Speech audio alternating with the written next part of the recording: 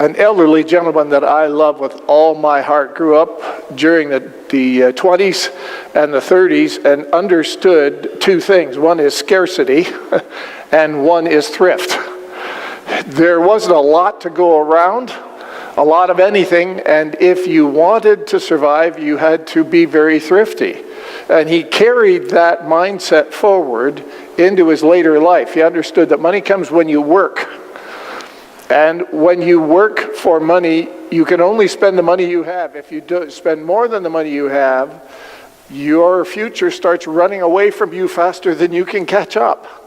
And so he learned to get his bank statement and reconcile it at the end of every month. And that bank statement became his entire financial existence.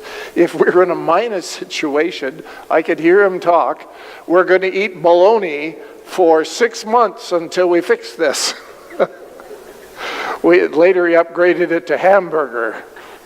Now, he got a job with a man who mentored him into a responsible position with a decent income and who also introduced him to the earlier equivalent of retirement savings called an insurance policy. A whole life insurance policy that resulted in paid up contributions, which then began to accrue interest. You know how this goes. And eventually became annuities which started to pay him. All of that he described in 2 words: paper money. What he meant by that is, it's not real, it's not in my account, I'll never spend it, it's just paper money.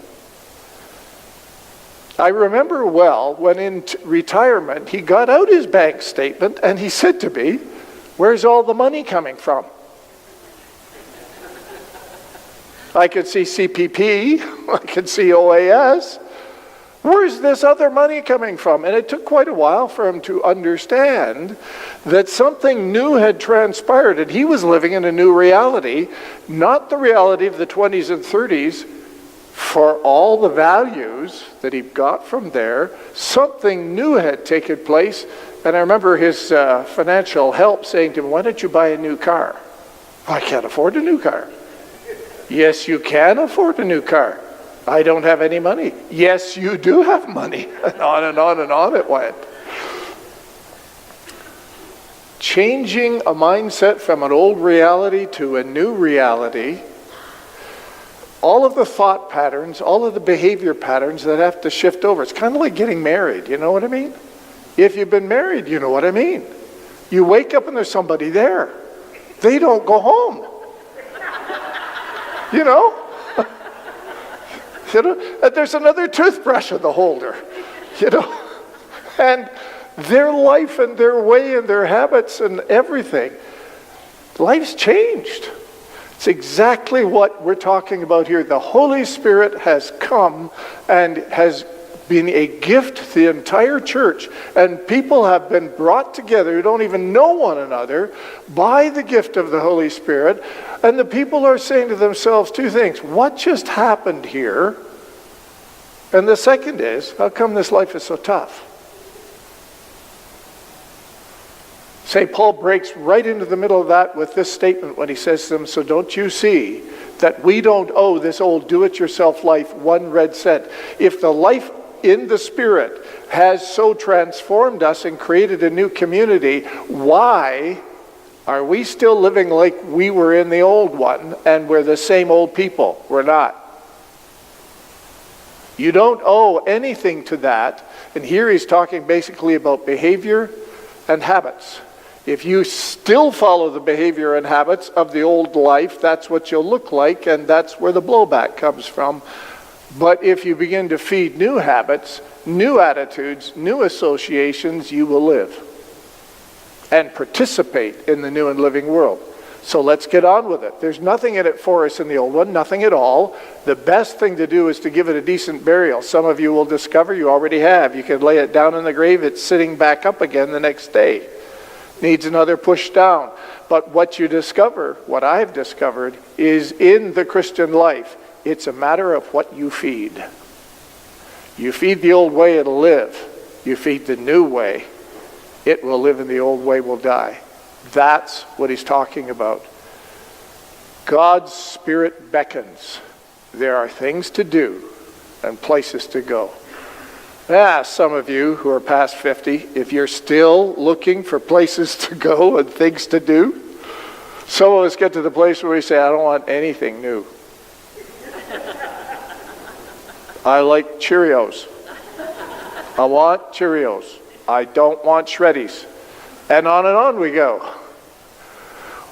When the Spirit within us is still calling us forth to look to the horizon, even if all we could do is pray for it and call it forth, the Spirit that's within us is saying there are places to go, things to do. God's active in my world, micro and macro. Whatever I can see and beyond what I can see. The question is, am I looking for it? Yes or no? This resurrection life you receive from God is not a timid, grave-tending life. It isn't, by the way, the conversation that usually goes on in the retirement center where some of you may live, where we're all going to hell in a handbasket. All the jobs are being taken by all the immigrants. The government has never done a thing right, etc., etc., etc. Anybody here ever heard that? Yeah. Baloney. Not the kind you eat. No. We don't live a timid, grave-tending life that can't see any hope anywhere. It's adventurously expectant. Now, you could probably sprain something doing something adventurously expectant. I'm not talking about physical activity, which may indeed be diminishing. I am talking about the things we do relationally, the hope we project into our relationships, the attitudes, the actions we take that say, hi, welcome. This is a new experience for you. It is for me. Let's join together in doing it. What have I done this week that's called that forth in myself, let alone somebody else? God's Spirit has given us, by the touch of the Holy Spirit, a sense that we belong that can only be expressed by the word Papa. In Aramaic, that's Abba. You might have heard that one. God has included us not only by renewing us in a new person, but in a new community. That new community is what's calling us forth into the future. We're not here saying, don't change a thing. We're here saying, Lord, what's the new thing you're doing? Papa, what's up? We belong, and we know you provide. Let me make a comment here about a common thing that we do, sort of patting somebody in the head and saying, there, we're all God's children. To the people to whom this was spoken in Rome, way back in the day, most people were not God's children and knew it. Every family was like a religion to itself. If they had property, if they existed with any substance at all, they had their family gods. There were the people that were associated with that, wives, children, and so on. There were a whole race of slaves that were attached to them. Certain people were the children of God, of those gods, and the other ones absolutely were not and knew it. It reminds me that slavery is a reality in Canada today, and for all that we want to patronizingly say, well, we're all God's children and we all have equal rights, there are children today in Canada who will be sold into sexual or economic slavery before we hit midnight tonight. And around the world, it's the very same. We are not all God's children. We are not all so blessed. And in this nation, we need to fight as in every other nation to prevent that and to make opportunities for others to step forward so that they actually feel like they're there. But in ancient Rome, whenever there was a family with no children, the opportunity for adoption existed, and that's the opportunity being described here in the words Papa. To take someone who has no blood relationship with me at all and bring them in so that their identity changed from what they were to what they are, and in a moment became not just a child of the house, but the inheritor of everything that house possessed, and the one who perpetuated the religion of the house and its worship into another generation. I can't imagine a revolution greater. God's Spirit, on whom these people had no claim whatsoever, has nevertheless given them, in his own touch within, that same sense. You belong. You may utter the prayer that came from the very lips of Jesus Christ, Abba, Father. For the Father of Jesus is your Father. His relationship is your relationship. You have been brought in. And you've been brought into an unbelievable inheritance, because you go through exactly what Christ goes through. In saving Jesus, God has saved you. In giving him his Spirit, he has given his Spirit to you. If we go through the hard times with him, then we'll certainly be going through the good times with him. About 50 years ago, a young woman who grew up in what she describes as poverty. Though she grew up in a decent home, she grew up in a home where there was want, where you had to decide between food and soap. You know the old saw that said, I don't care how poor you are, you can always be clean? That's more baloney. It's also prejudice. You could ask her. But she came to faith in Jesus Christ. And the Spirit of Jesus crossed the threshold of her life by invitation and began to create within her the newness that St. Paul's talking about here, where God's Spirit touches our spirit and tells us we belong to God. That began to sink in because she began to feed that. Now, when you go to school and you had to choose between food and soap, the inevitable consequences of that are not lost on your schoolmates.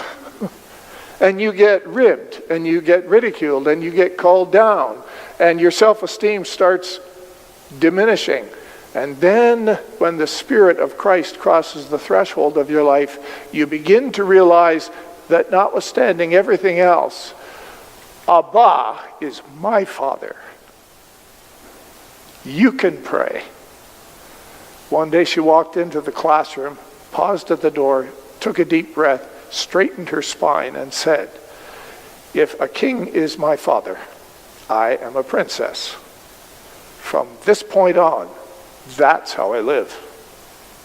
And she walked into that classroom and began to follow that. Nobody else knew anything about that. She did. About 5 years later, I married her. She said I wouldn't have liked the girl she was before.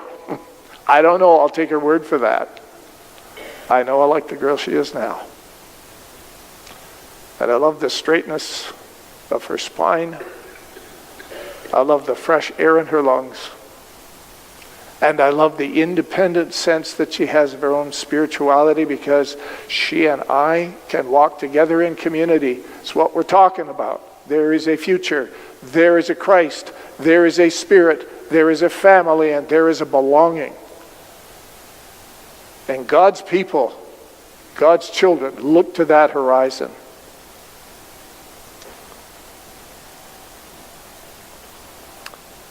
St. Paul continues by saying, that's why I don't think there's any comparison between the present hard times and the coming good times. There's the comparison that's made, and St. Paul said, no, apples and oranges. There are good times coming. We see them. We are looking forward to them. There's no comparison. The created world itself can hardly wait for what's coming next. Now, this is what we now call the environment, except environment has no creator. Environment plus creator equals creation. The creation, St. Paul talks about it as though it is a sentient thing, aware of itself And where that has been subjected to futility, as it says, God has reined it in. In other words, there's a story working out in the creation, just as there is a story working out in the people who are in the creation. God reins it in until both creation and all the creatures are ready and can be released at the same moment into the glorious times ahead. So much for religion being only about me or about my church. Until it's about everything that is involved in creation, both what's there and the way it's there, we're short-sighted. You know, I've never heard of a Christian biologist who's actually analyzed things from this standpoint. I'd like to know. Is there a pent-upness that can be actually seen in our environment that means that once released, and I would suggest that's when we begin to treat the environment as God's people ought to treat it, there is a newness we haven't seen ready to break forth. Wouldn't that be something? Because that's exactly what St. Paul said.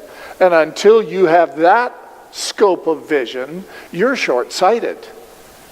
And I would heartily suggest your prayers fall short as well. We observe around us a pregnant creation. Now, I'm not going to unpack that. I just thought to myself, some of you are saying, I feel sorry for creation then. Because what I don't need is to be pregnant. But pregnancy always involves, and here's why the analogy is being used, pregnancy always involves difficulty, growth, change, pain. How do I know? I watched my wife 4 times.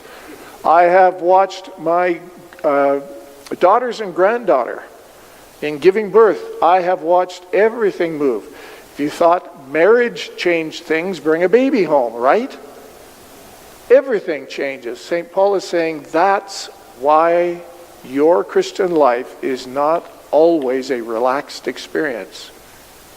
Growing into the new creation sometimes is a struggle. There's blowback. It's difficult. And by the way, if you've heard that, you will understand this truth. Being blessed and suffering are not contradictory.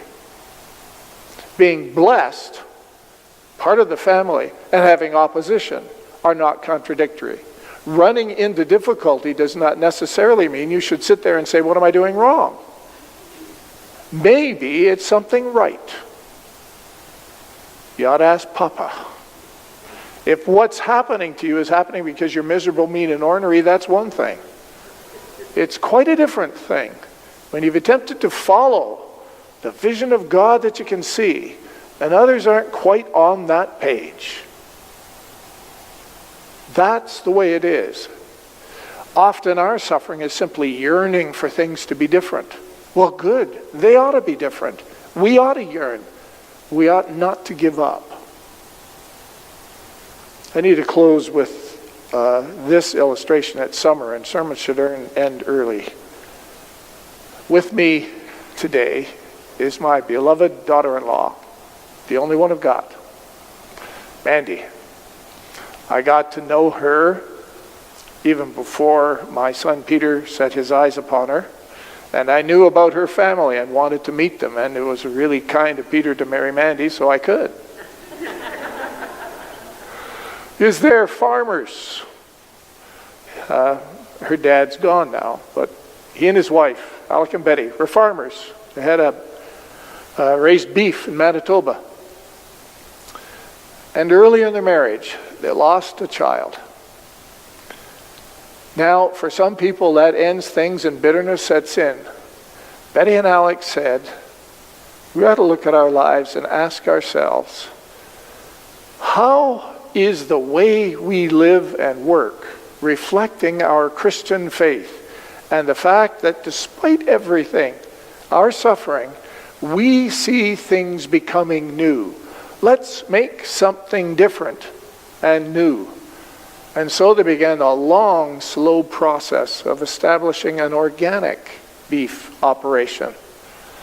and eventually worked through the entire province of Manitoba, I have a great deal of respect for this, to establish the Organic Producers Association of Manitoba, otherwise known as OPAM, which became a model for others in the very early days of the organic movement as to how do you set standards, how do you regulate, how do you keep things the way they need to be, and so on and so forth. And boy, did they get opposition for that. There's still opposition to it today, but let me tell you, I can show you a whole supermarket in Alberta, right here in Calgary, devoted to nothing but organic products.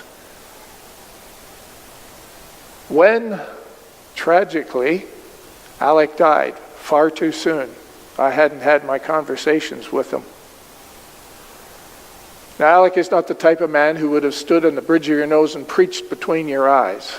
But he was forthrightly Christian and talked about what he did in his work as an expression of his Christian faith. He used the word stewardship. And his vision of something new, regardless of how other people saw it, animated his life. In his funeral, the church sanctuary was jammed. I couldn't get a seat. I went into one of the Sunday school rooms where they had closed circuit TV. And I remember well the minister saying in the process of that, most of you will not be aware that the reason Alec did what he did is that Alec was Christian. And Alec saw a new world. And I thought, they might not have known it before. The whole shooting match knows it now. That's what I call a witness. That's somebody who sees a new creation and a new possibility in things and does something where they are to give witness to that. Did it transform the whole universe? No, it didn't. Did it say the universe can be transformed? Yes, it did. That's what St. Paul's talking about right here. Charles Haddon Spurgeon was a great Baptist preacher in England in the 19th century. They said to him once, if you knew Jesus was coming again tomorrow, what would you do? He said, I'd go out and plant a tree. He got it. Now I want to ask you, what's new with you? And what are you seeing that's new in your world? And what new thing are you calling forth to bear witness to the Spirit that's alive in you, alive in the church, and alive in all creation? God bless you.